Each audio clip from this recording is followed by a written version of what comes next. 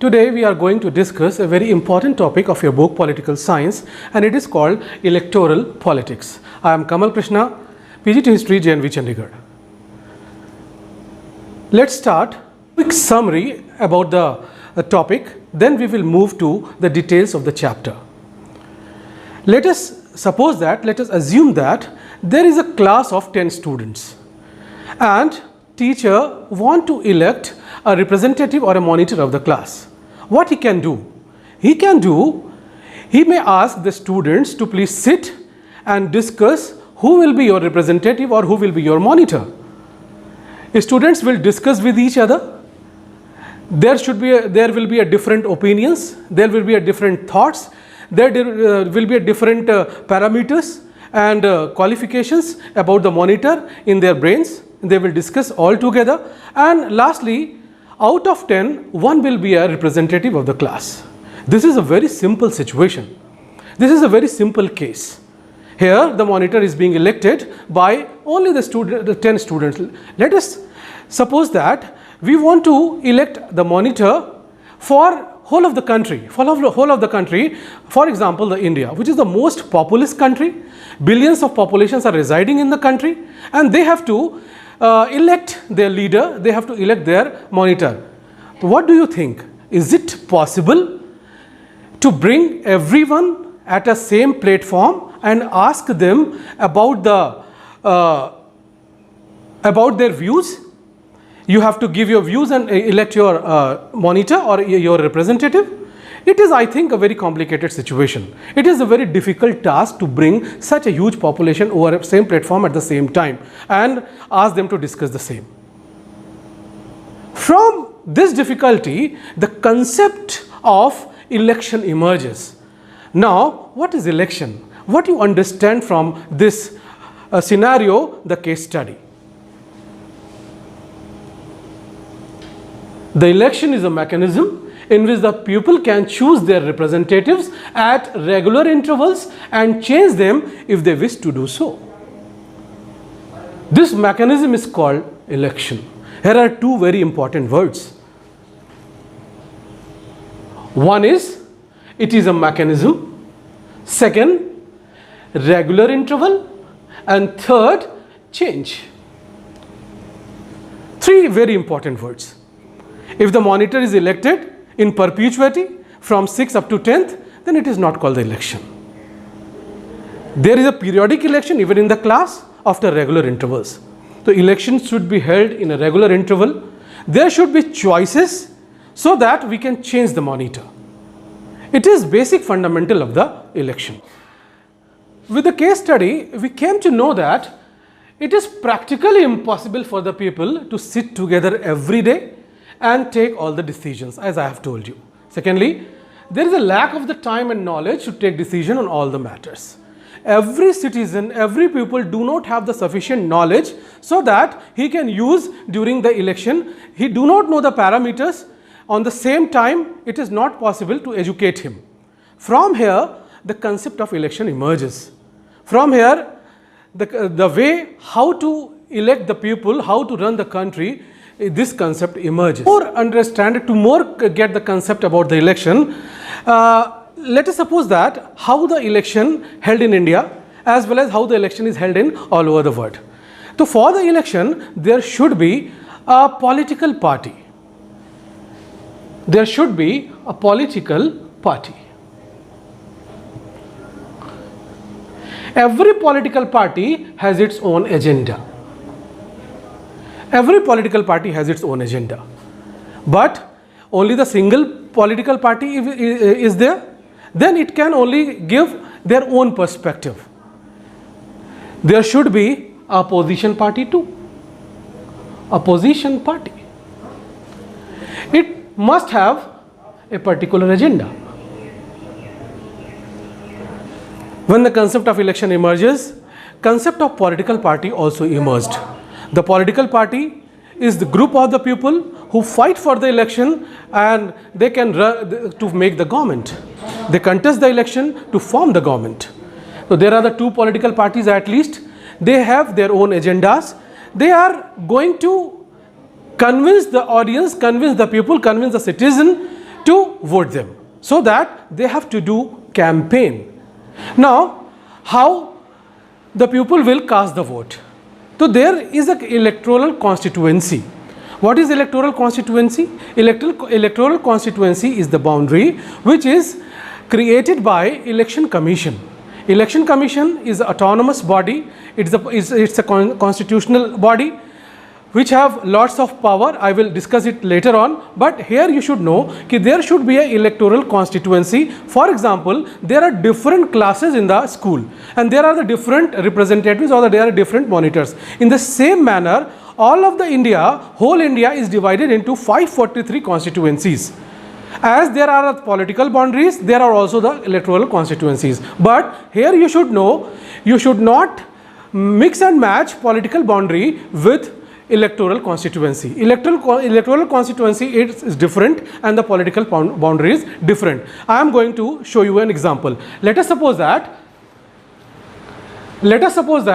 it is an area of India, or here are different political boundaries.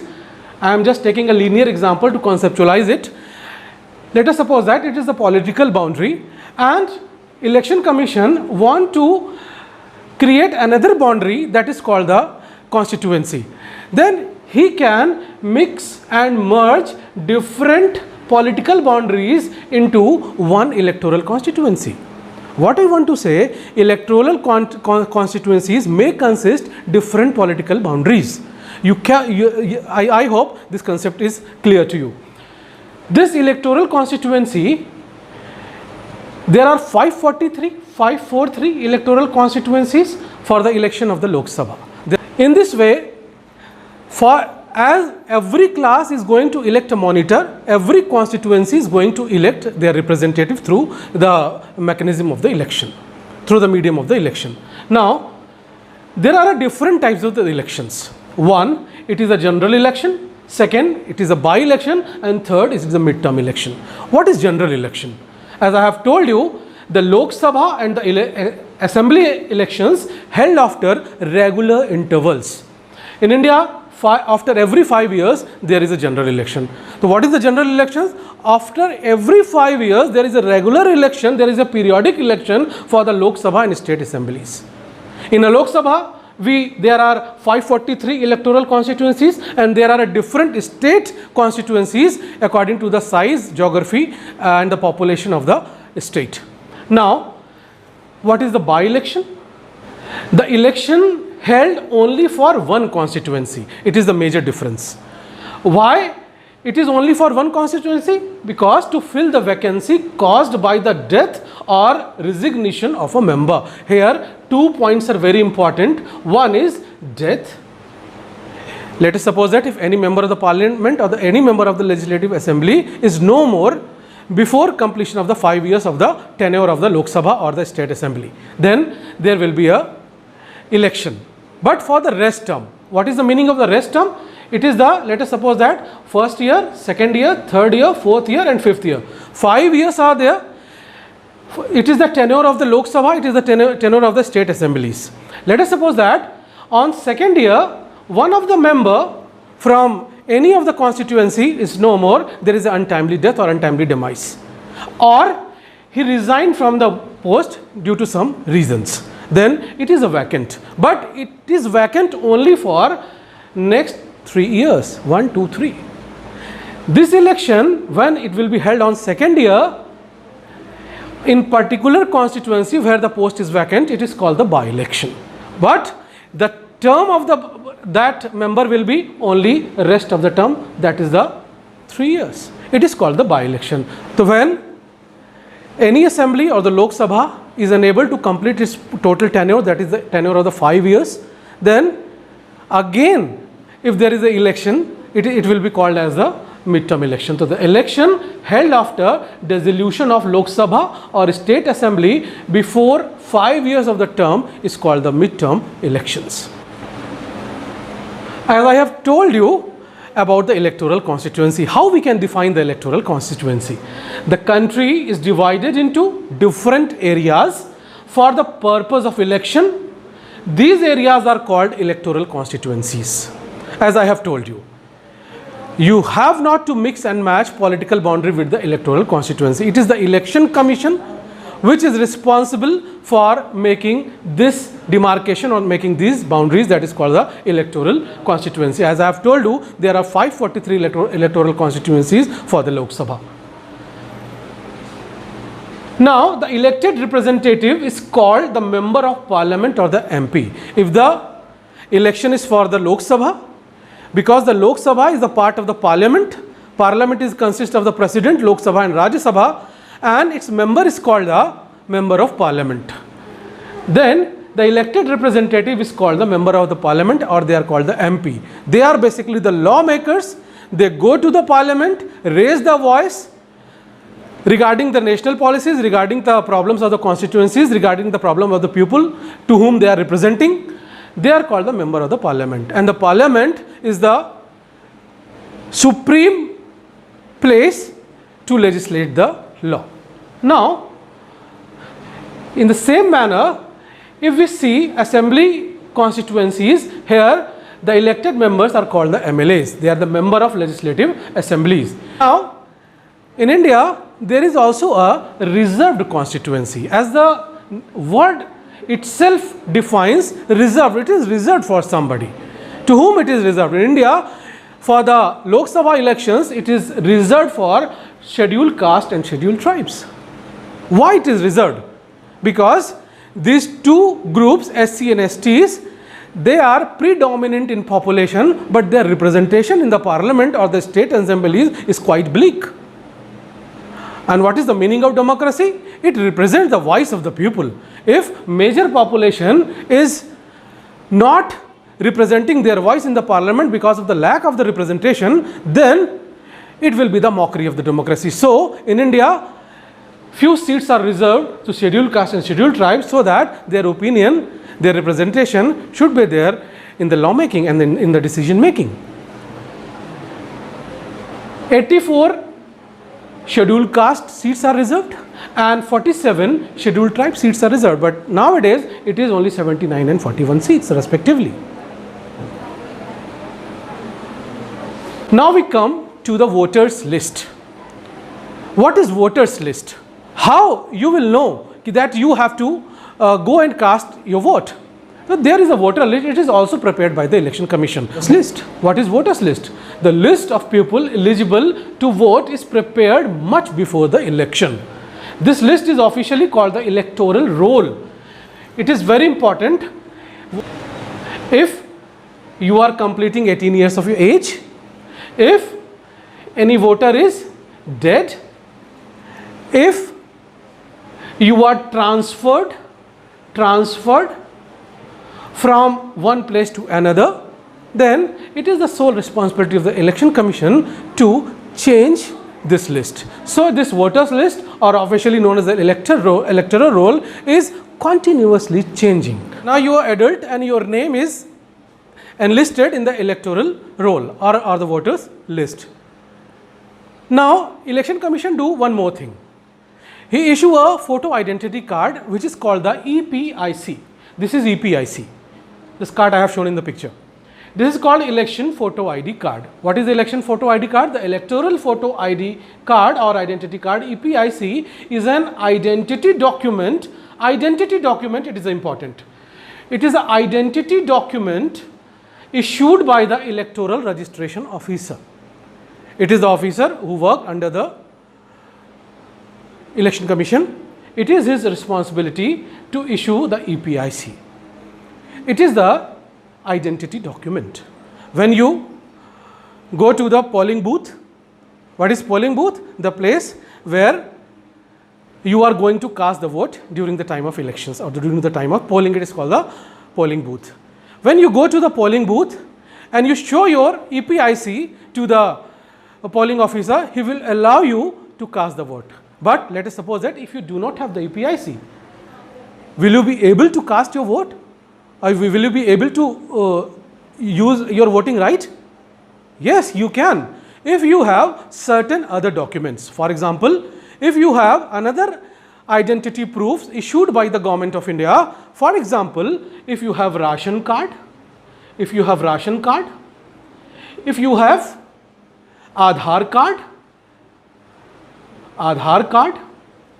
if you have driving license, then you are also supposed to give the votes. You can use the adult franchise, right to vote. Now, electoral constituencies is final. Political parties are going to contest elections. EPIC is ready. Electoral constituencies are ready. Now, what are the processes of election? What are the steps of the election? First of all, there should be a nomination of the candidate. For example, in your class, if you want to contest the election for the monitor, for the post of monitor, and you find yourself suitable that I can be a monitor, I can be a representative, then you have to go for nomination. You have to fill the form. For example, if you are going to appear in any examination, you have to fill an application form. Certain information you have to share with that examining body. In the same manner, you have to fill the nomination forms. Who can fill the nomination forms? The citizen of India who want to contest the election, they can fill the nomination form or they can nominate themselves as a contestant. Nomination is a part of the process of selecting a candidate for election to a public office. I want to contest the election, so I am nominating myself. It is the nomination. What is the eligibility criteria to fill the nomination form? First of all, you should be of age 25 years or above. To be a voter, you should be 18 years of age. But to contest the election, your age should be 25 years or more. You have to remember it. Now,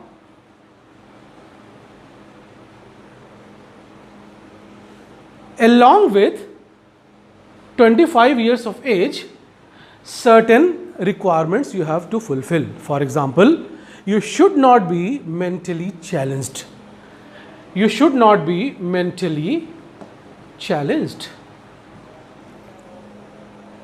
You should not be economically bankrupt. Economically bankrupt. No any serious criminal allegations should be there on you. Criminal allegations. No criminal allegations. Mentally fit and economically not the bankrupt. It is the basic eligibility to file your nomination as a contestant for the elections in India. If you want to go for election, if you want to contest election as a contestant, then you can contest the election in a two-way. First, you can join any political party. You can contest election through any political party, or you can contest election independently. So there are two types of the candidates in the election. One is an independent candidate, one is a party candidate. This party candidate get ticket from any political party. So the political parties nominate their candidates who get the party symbols and support. In the same way,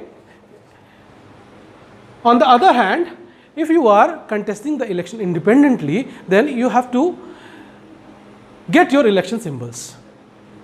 You will not receive any election symbol from the political party. This election symbol is provided by the Election Commission. Now, party's nomination is often called the party ticket. If you are nominated by any candidate to contest the election, it means you have received the party ticket. So what is party ticket? It is basically the nomination of any candidate from any political party. Now,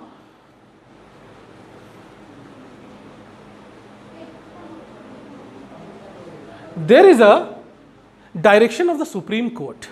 If you are filing the nomination, you have to disclose few of your information, you have to share few of your information with Election Commission in the nomination form. and it is mandatory, it is legal declaration. Legal declaration means you have to comply these declarations that it is truth in its letter and spirit. What are those? Number one, if there is any serious criminal cases pending against the candidate, you have to disclose it. Second, details of the assets and liabilities of the candidate and his or her family. Number three, educational qualification of the candidate. These are the mandatory legal declarations that every nominated candidate have to provide in his nomination form to the Election Commission.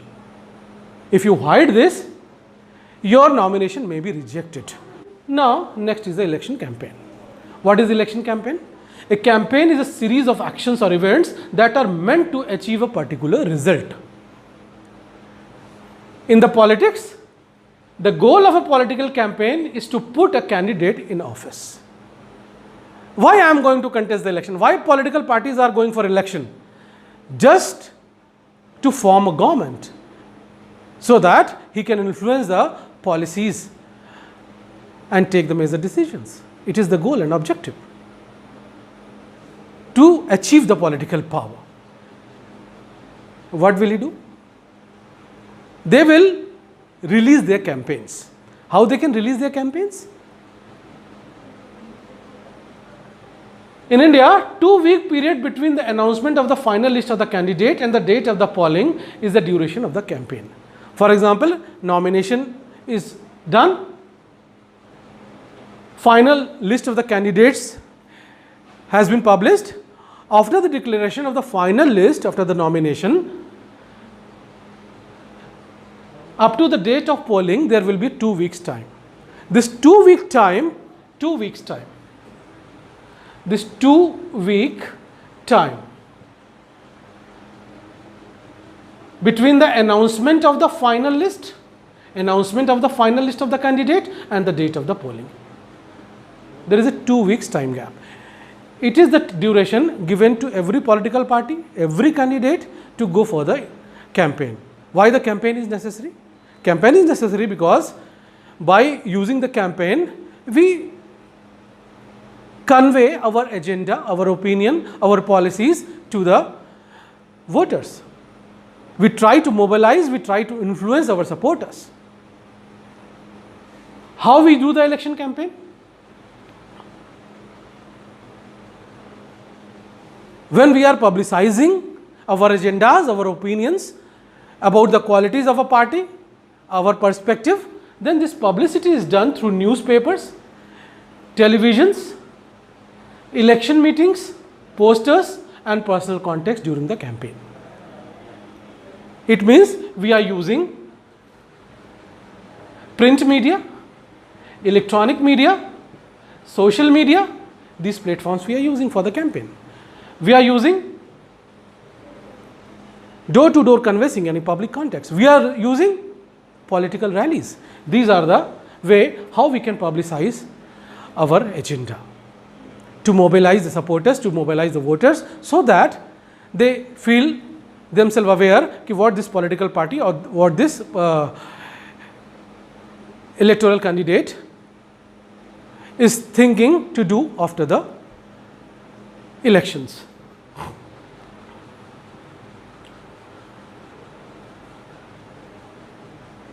Now, during the time of the campaign, what the party and the candidate can't to do, you are prohibited to do is, you can't do that.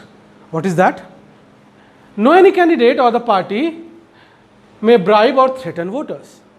You cannot use your money power or the muscle power to influence the voter, to ensure the free and fair elections. Secondly, you cannot appeal to them in the name of caste and religion.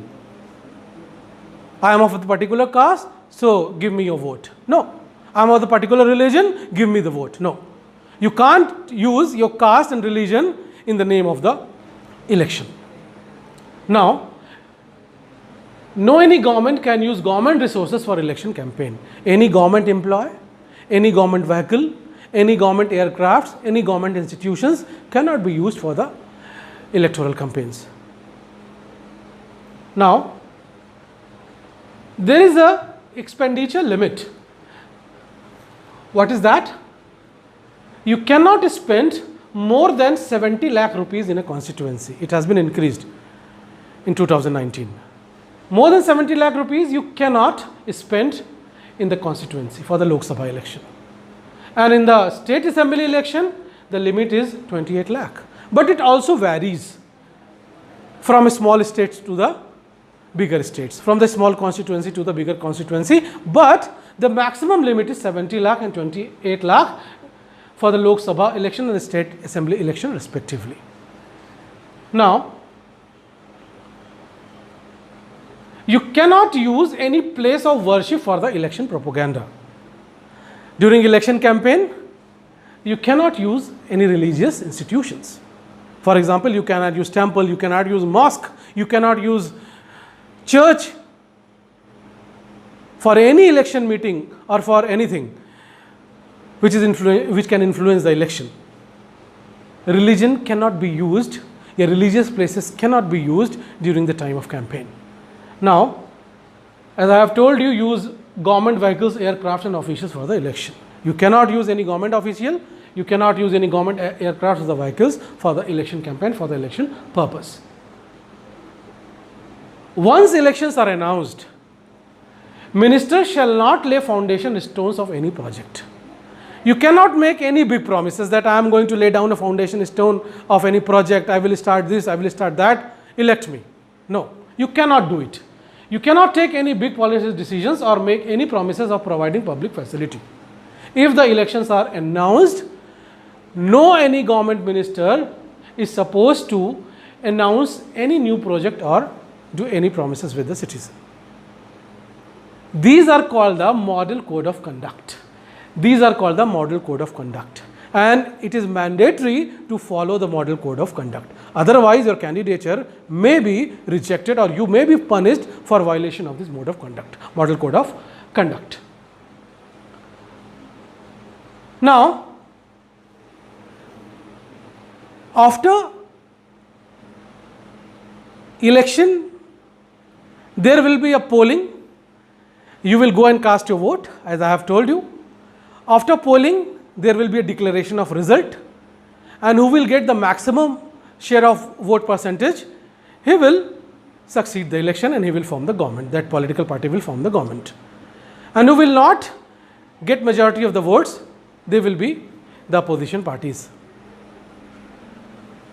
Now, very important aspect that we have to learn, that is, how can we say Indian election is free and fair? How can we say the elections are free and fair? If there is any independent election commission, then any of the electoral system will be called as the free and fair. Mass level popular participation, acceptance of election result, free and fair elections.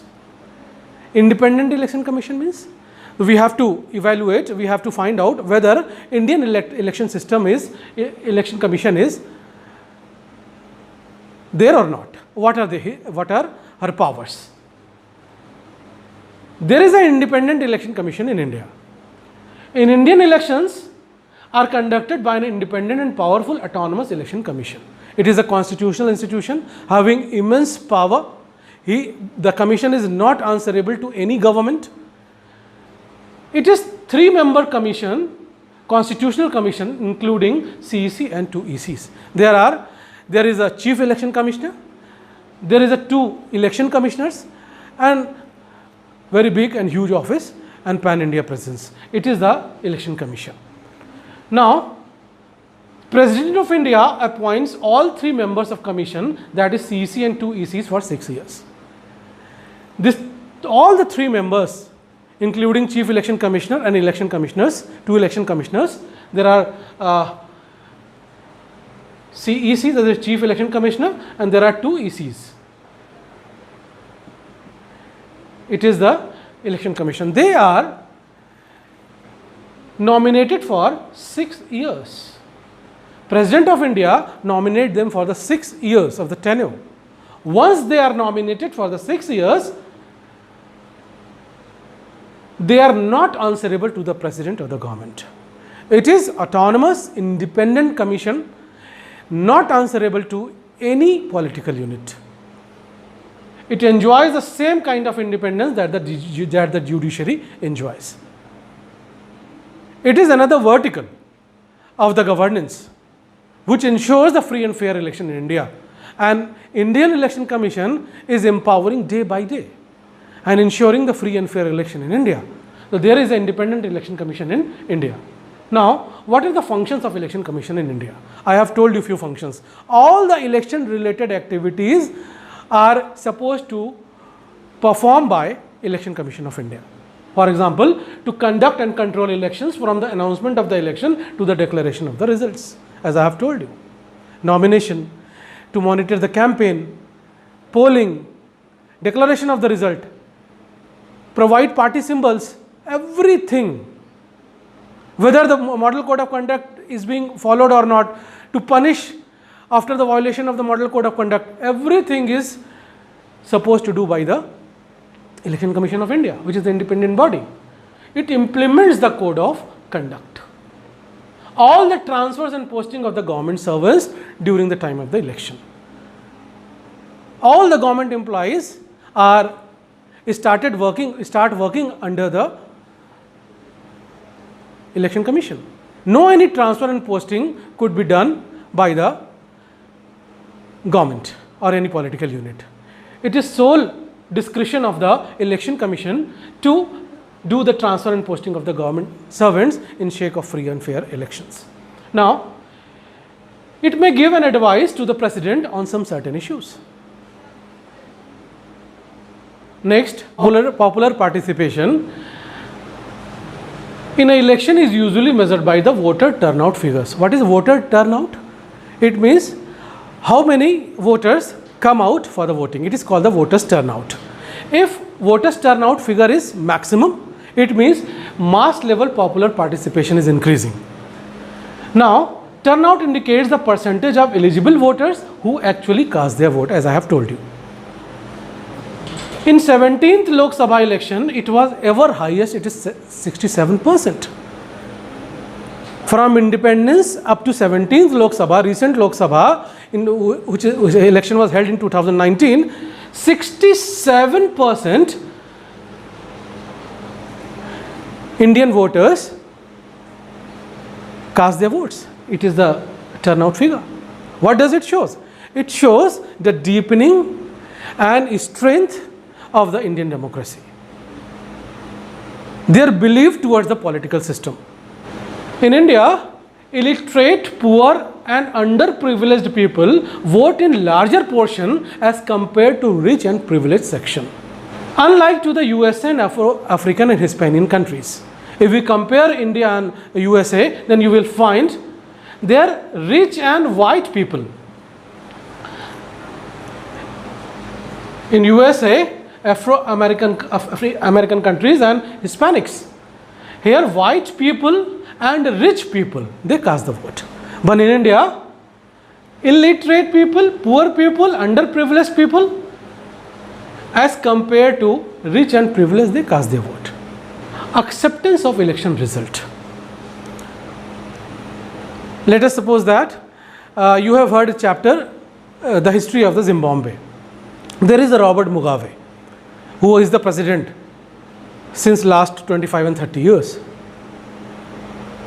Whatever may be the result, he will not leave the post. He will not accept the mandate. If certain things, certain issues are there in any democracy, it is not the democratic election. In elections, every political party, every candidate, every contestant have to accept results, whether it may be positive or it may be negative. Now, if we see India, the outcome of Indian elections speak itself that the political parties, people and the contestant, they accept the results whatever it may be. The ruling parties routinely lose elections in India both at national and state levels. Routinely. Every 2 out of 3 elections held in the last 15 years, the ruling party lost. Before 10 years, it was the UPA government in India. And for last 10 years, there is a government of the Modi-led government, that is called the NDA government. We accept the mandate. We accept the results.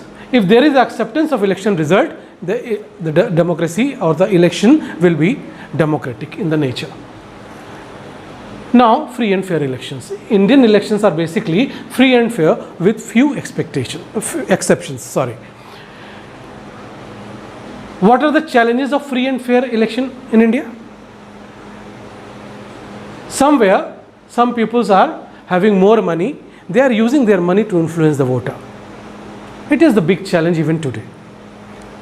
Secondly, some Gunda elements are there. They are using their muscle to go for the booth capturing or rigging the election.